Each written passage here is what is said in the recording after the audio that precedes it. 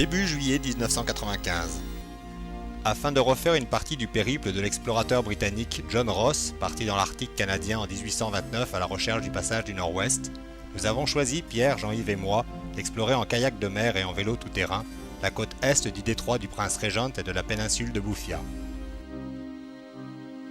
La banquise vient de céder et une bande d'eau d'une trentaine de mètres parsemée de blocs de glace qu'il faut franchir nous permet de mettre le cap au sud.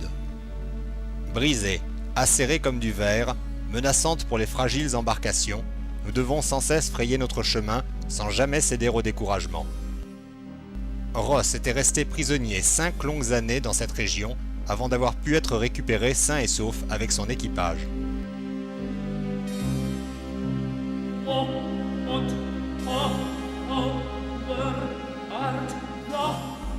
Il n'avait dû sa survie que grâce à la présence d'Esquimaux, ainsi qu'une faune alors abondante, lui procurant suffisamment de viande fraîche afin de lutter contre le scorbut.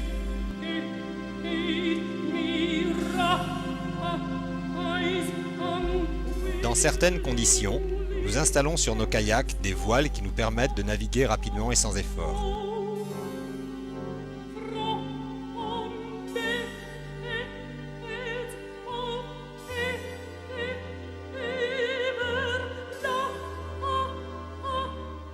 Il nous suffit alors de le diriger à l'aide du gouvernail actionné à l'aide de palonniers situés sous nos pieds.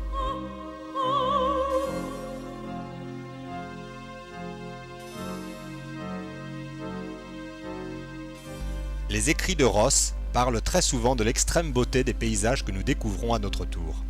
Nous sommes fascinés par cette nature hostile mais incroyablement belle.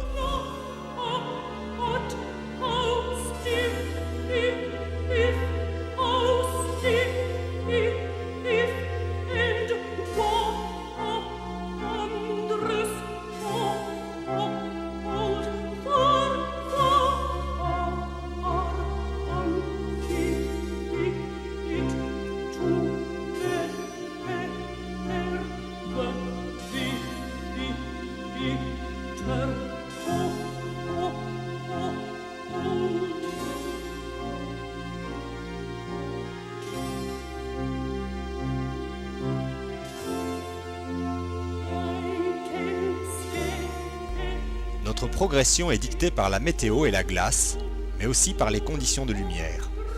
Nous nous arrêtons souvent sur des plaques de glace dérivantes afin de réaliser nos prises de vue.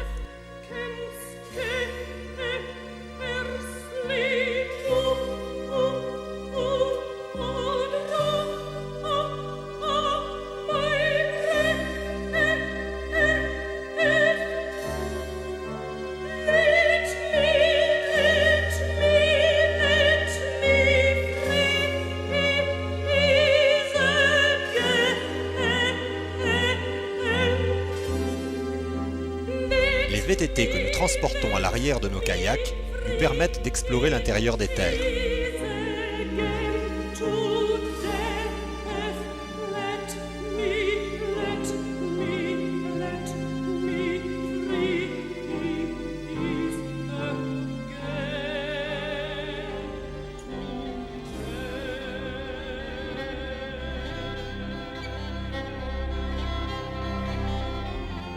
Débarrassées durant le court été arctique de leur manteau neigeux, elles nous livrent toute la magie de ces contrées désertiques.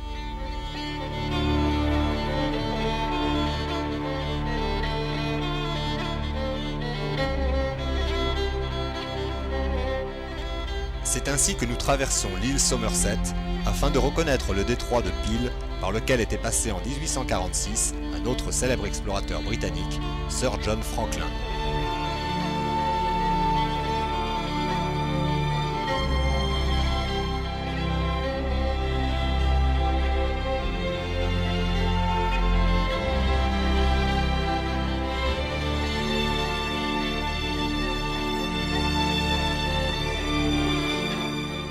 Depuis plus de 15 ans maintenant, nous nous attachons, Pierre, Jean-Yves et moi, à retourner sur la trace des grands découvreurs afin de constituer une banque d'images retraçant cette fascinante épopée polaire.